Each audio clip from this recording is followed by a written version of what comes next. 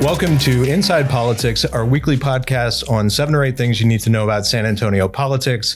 I'm Greg Jefferson, politics editor of the San Antonio Express News, and I'm joined today by City Hall reporters Megan Rodriguez, Molly Smith. Hello. Welcome. Hi. How's it going? Good. So we're in, the timing of this podcast is a little strange because we've got the mayor going before the Ethics Review Board tonight. So they will probably have rendered a decision before this podcast is posted, but I think it would probably be helpful to kind of go into the background. Like, what is she being accused of? Megan, you've been covering this. What's she accused of? Yes, so she'll be there at 6 p.m. tonight over at the City Tower concourse, which is basically like basement level of the City Tower garage for anybody who wants to be there. Wants to see the public meeting. It's not live streamed, so but you're open. People are open to go. Basically, the vice chair of the local Republican Party, Kyle Sinclair, filed this ethics complaint against Mayor Jones, basically accusing her of breaking a couple of sections of the ethics code. But the one that's like moving forward is a section under which basically elected officials are not allowed to kind of abuse their office and use city resources in order to have like any kind of personal or political gain.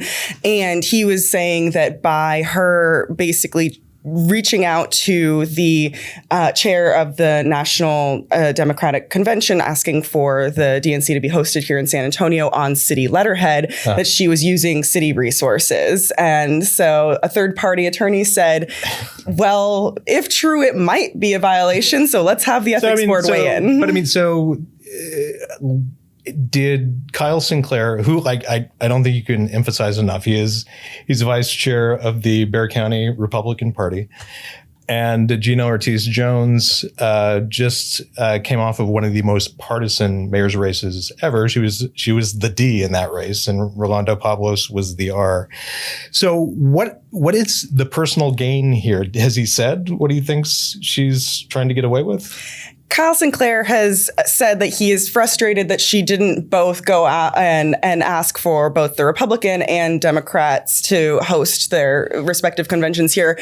Problem with that, he mentioned that to KSAT News, and problem with that is Houston has already been the host site announced years ago, actually, for the RNC. He apparently didn't realize that when he said it and said, well, same still stands for a future one. She should have gone after a future one. And so that seems to be part of his frustration here. Is he feels like it was unfair and overly partisan to only be going and requesting one over the other. Or is it possible that he maybe doesn't really think she had anything to gain personally, but it was a way of scoring political points against, a big Democrat in town?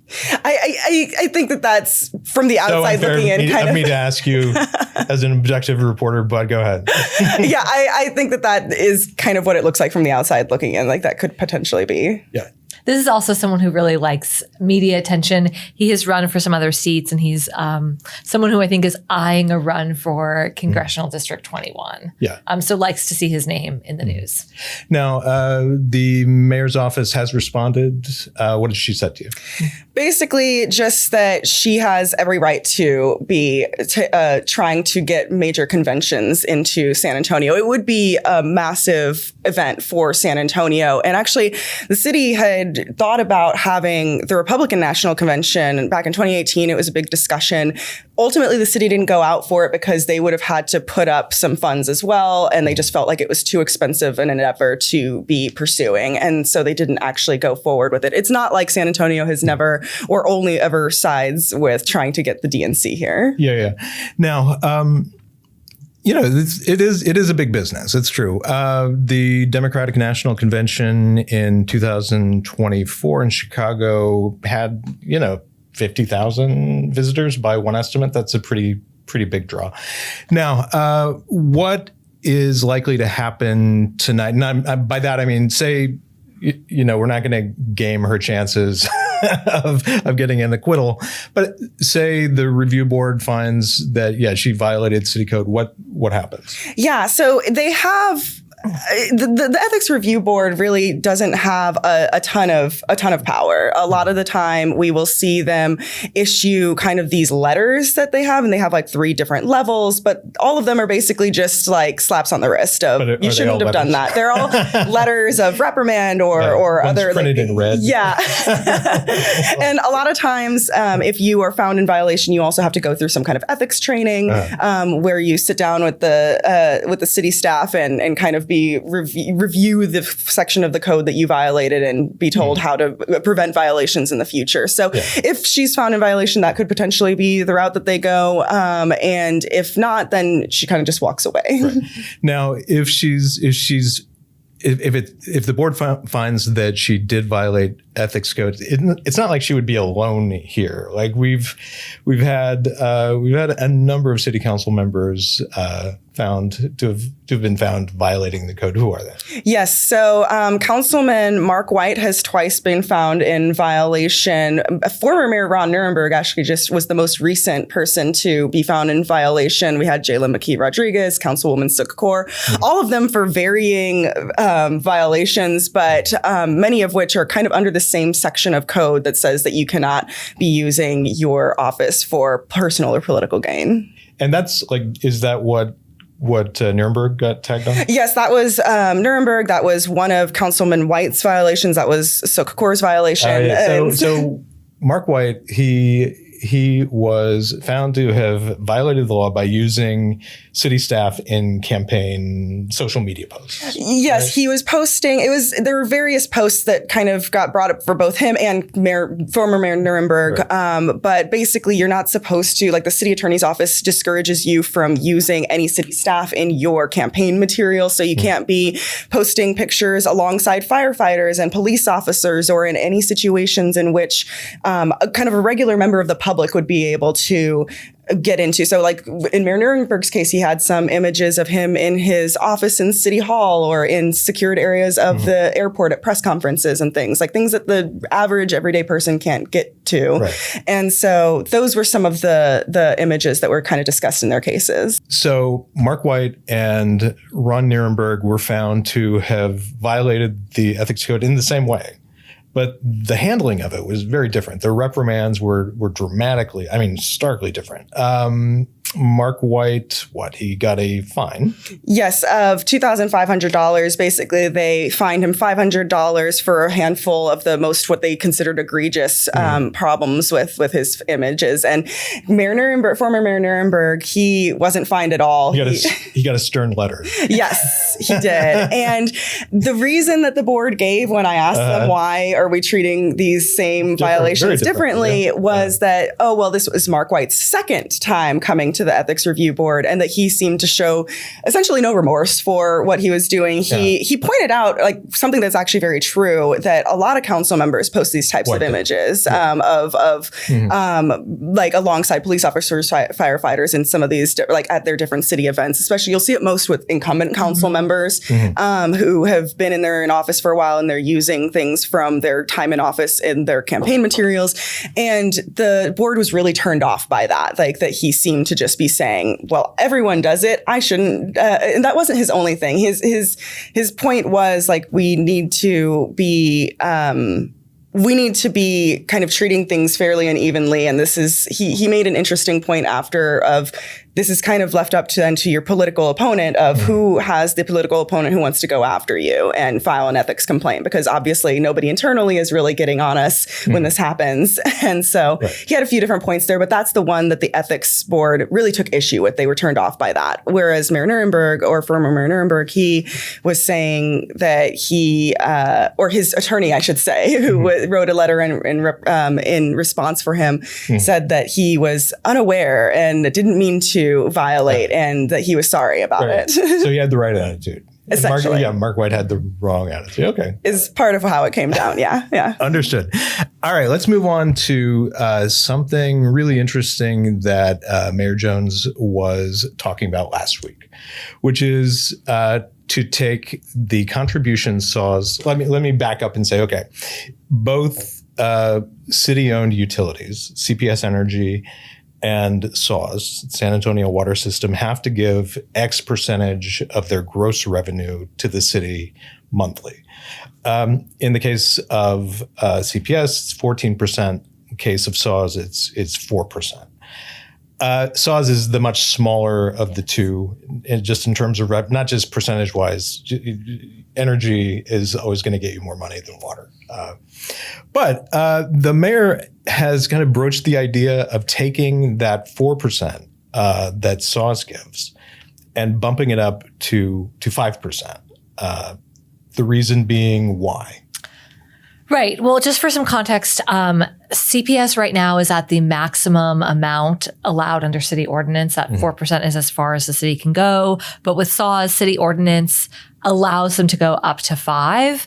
And SAWS since 2019 has been at 4%. So she last week floated this idea of we should think about bumping it up by that 1% in order to help fill these looming budget deficits. Next fiscal year, which they'll start that budget process in the spring, they're looking at a $150 million shortfall. It's going to grow every year. And so she's really started talking about finding ways to boost revenues in order to reduce the the of cuts they have to checking do for change in the couch. Yeah, this is her new line is that we've turned over all the couch cushions, have found all the change, and we need to look for other ways. But I just want to say she's pretty good at slogan making. She is very good at slogan making. Yes, yeah, that. And if you pay for it twice, you should vote twice. Yes. Go ahead. I digress. So she brought that idea up during a briefing in which SAWS was talking about a range of things. And her reason for bringing it up then, she said, is because she doesn't think that many of the 10 council members know this and that they should start thinking about it, is this something that they can want to do? Right. Yes. So this was the first time that she brought it up to the council at all? That is my understanding. I also don't know if this is the first time she has. I believe it's also the first time she said it publicly to SAWS. However, SAWS CEO Robert Puente says that every year the utility prepares for this just because the council does have this ability, whether or not they're doing it. What does that mean, though? Like, did they set aside money in their budget for getting squeezed by the city? Well, not necessarily setting aside money, but they do have money in what's essentially a savings account. So my sense is they are prepared for it if this could happen. It's a possibility. It did happen, like I said, last in 2019. At that time, they raised it from 2.7% up to 4%, which was quite a large jump at the time. So it's something they know that the city has at its disposal and could decide to do, especially in instances in which they don't have the revenue they need to cover all their expenses. So we're talking about $10 million.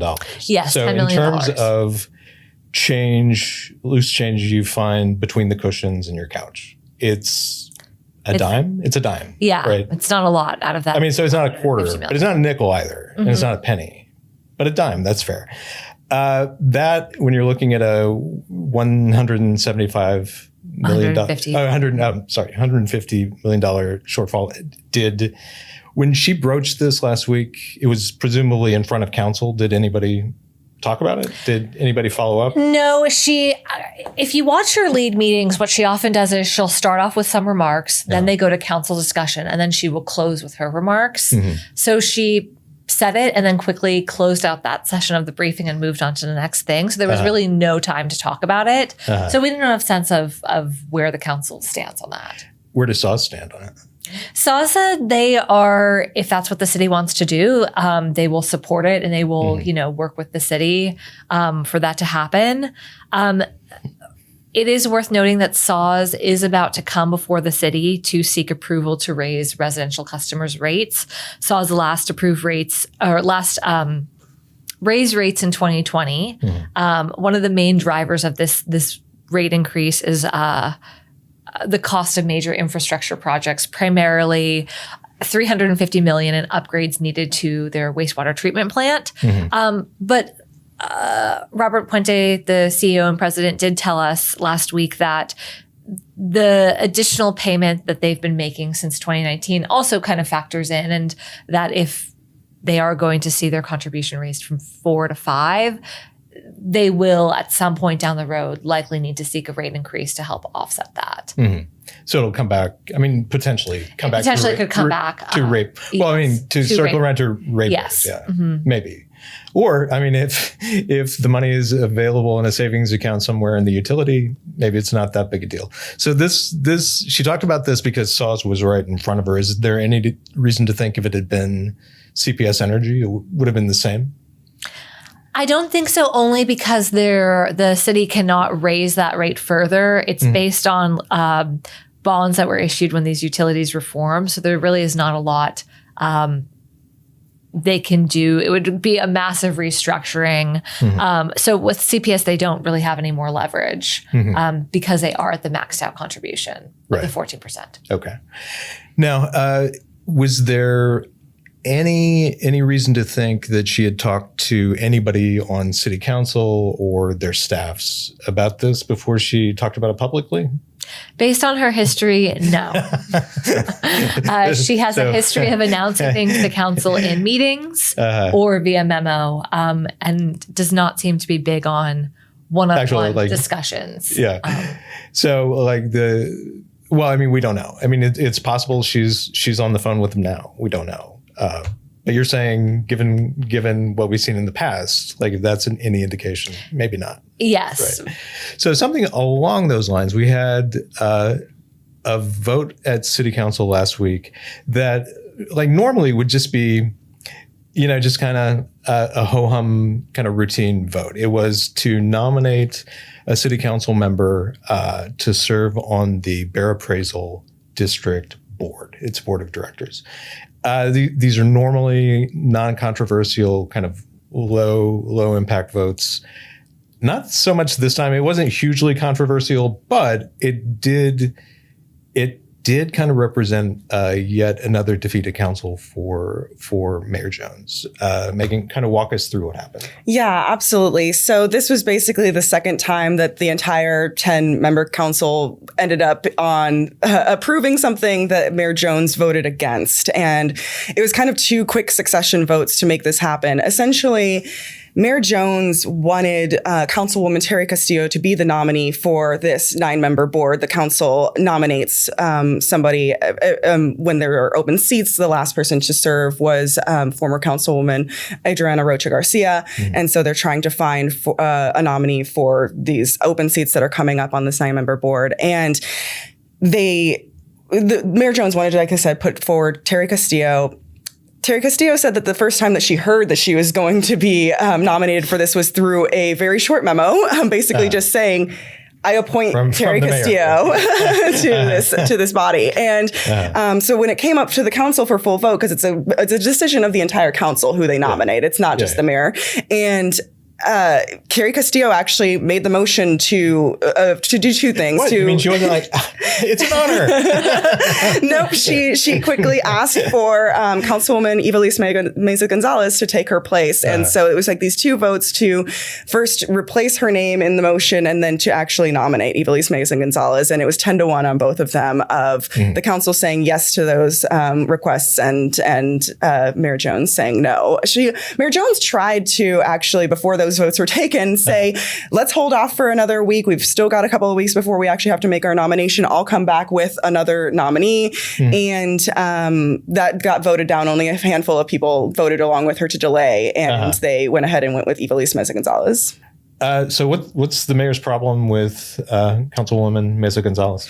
Yes. So as folks might recall, Councilwoman Ivelisse Meza Gonzalez was arrested for a suspected drunken driving, and her BAC has not, or her blood alcohol concentration test has not come to the public yet. But we know from her court filings that it was well over the legal limit, close to double the legal limit at least. And so the mayor had actually gone ahead and stripped her of her committee assignments on the city council side and said that she didn't feel it was appropriate to put her forward for this board membership when she is like working through that process and when like she has already been taken off of other committee assignments. And obviously the rest of the council did not seem to mind. None of them brought up her DWI during the discussion. Actually, all of them just kind of applauded her for showing an interest in wanting to take on the role.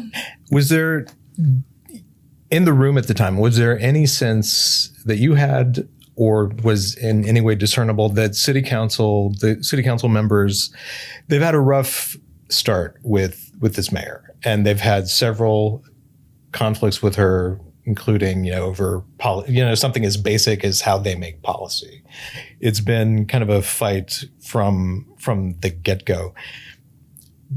Is it possible they're just polarized and kind of dug in? So anything she wants to do at this point, they're just going to say, or a majority of them maybe will just say, nah, that's not happening. I mean, from the outside looking in, that is kind of how I perceive it a lot of the time, because I don't really fully understand what other rationale there could be. But as far as like talking with the council members and what they're willing to say publicly, I mean, Councilwoman Castillo, after the vote, said that she wanted Mesa Gonzalez to take it up because she felt like she was well qualified and she had shown the interest that she wanted to serve in this position. Mm-hmm. And that's a lot of what the other council members were kind of echoing also when the vote was being taken, was that they just were glad for somebody to want to take up this role that's known as kind of a tough position to be responsible for. So let's kind of step back. What does this board do? Yes. So the appraisal district is really they're the folks who determine your annual residential and commercial property values. And so they, like I said earlier, are a 9-member board. Some of them are elected, others are appointed. One of them is the actual appraiser who serves on it. And so they have a decent amount of power. It's a lot of work, is kind of what the council members kept saying, was that it's a lot of work to be on this board. So it's like, okay, somebody wants to do it, just let them do it because it's hard work. We already have enough going on. It almost seems like that. And it was unclear also when Mayor Jones brought forward, well, I could come forward with another appointee. It was unclear who her alternate would be. And there was nobody who was taking the vote saying, actually, I wanted to be nominated or anything. Nobody who came forward. But so she wound up on the losing end of a 10-1 vote, but it happened twice, actually. How did that happen? Yes. It was in quick succession that day. They had to first replace Councilwoman Castillo's name with Mesa Gonzalez's, and then they had to actually nominate Mesa Gonzalez. So it was, a quick succession. And then this was the second day that this had actually happened, because back a few weeks ago, she also lost out when there was an animal abandonment fine being created for San Antonio.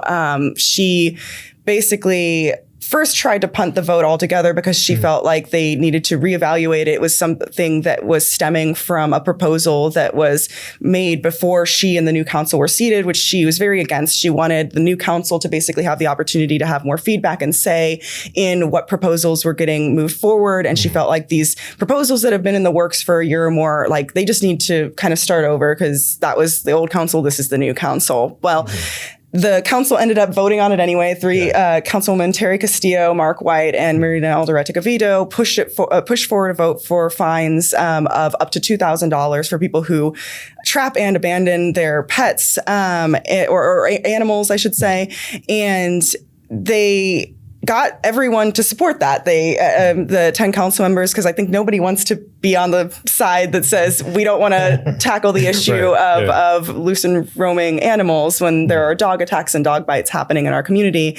But Mayor Jones really didn't touch on a lot of the procedural that day that vote was taken. She basically sided with a handful of animal activists, welfare activists, who were saying that they were worried about the phrasing, they were worried about lack of public input. And so those kind of became, that was a whole other fight that happened just a few weeks ago. Now, so votes on creating a new fine for animal abandonment and an appointment to the Bear Appraisal Board, these are important in their own right, but in the grand scheme of things, they're not that big a deal. It's not Project Marvel. It's not Project Marvel. It's not public financing for Spurs Arena. Now, Molly, you did a great analysis of the mayor's first 100 days, and in it, you touched on the animal abandonment vote, and you're going to raise the idea, or folks you were talking to raised the idea that a 10-1 vote is not good for a mayor. Why is that? What kind of damage does it do? It just shows that this mayor is either incapable or unwilling to build coalitions.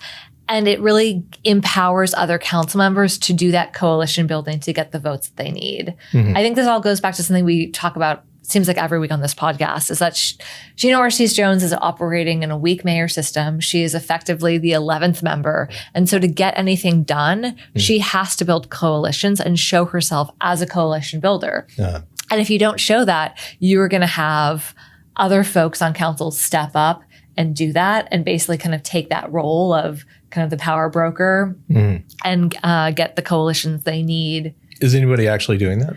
I think you could say that in the instance of Terry Castillo, with that vote on the appraisal district, she did do what she needed to do to kind of go to everyone and say, I don't want to serve on this board, and then come up with this new name. And so behind the scenes, either she or other folks were kind of working out a replacement. Yeah, and I will say they've not been super clear on what their discussions were like leading up to this vote. All that Councilwoman Castillo really said was that she had talked with some of her colleagues. She knew that Evelise Meza-Gonzalez had an interest in this, and she wanted to make sure that the person who had the interest and who she felt was equipped would make sure to get it. Yeah, I mean, you have to be kind of careful because you could violate. Right, violate walking court, but we can definitely tell on this there's council. a rule saying, by the way, the city council cannot meet outside of the public eye. And this potentially could be doing that if you had a group of council members making decisions about what's going to play out in public. I though think there is a sense that this council is at least individually having conversations about what is going to happen, because these are kind of, I think, smooth processes that are working themselves out where everyone but the mayor maybe knows what's going to happen or what's going to go on. And she's kind of, I think, given them that power to do that because she is not meeting with them and doesn't really have that interest. And it's also interesting when, you have a lot of folks say this is bad for her. She shouldn't be losing these votes. And then when you ask her about it, she doesn't characterize them as a loss because she says, I was doing the right thing and I can look myself in the mirror and say I did the best I could and what was good for residents. And it's very much this kind of... I mean, that's great for her. It's great for her. That's great. Like for the city, I mean, it would be nice to have a mayor who can actually lead council and kind of muster some kind of working coalition. Like she didn't squeak by in her election against Rolando Pablo. So there's a sizable chunk of San Antonio's electorate that wants her to kind of advance her agenda, and they want her to succeed. But not talking to council is not a way to do that. Like I'm failing to understand why she seems hesitant to really communicate with representatives, 10 representatives who each, they're representing each one of them more than 100,000 San Antonians. Like I just am not sure what the problem is. But I mean, I'm probably being unfair, overstating it. You did the story on her first 100 days. Kind of give me the 30,000 view. Like, where did she succeed and where did she kind of lag behind? I think the general consensus is that her first 100 days are not going well and that she has achieved little of what she wanted to do. Her main win, and I think she'll say it herself, is that they passed a balanced budget. Well, there is no way they are not going to pass a balanced budget. By law, they have to. Because they have to do this. Yeah. And city staff does most of the shepherding of the passage of that budget. That's a great point. City staff are doing most of the work. Yeah, when city council members talk about, or mayors talk about their hard work on the budget, I mean, really, it's sitting through meetings. It is having one-on-one meetings and you're kind of talking through your priorities.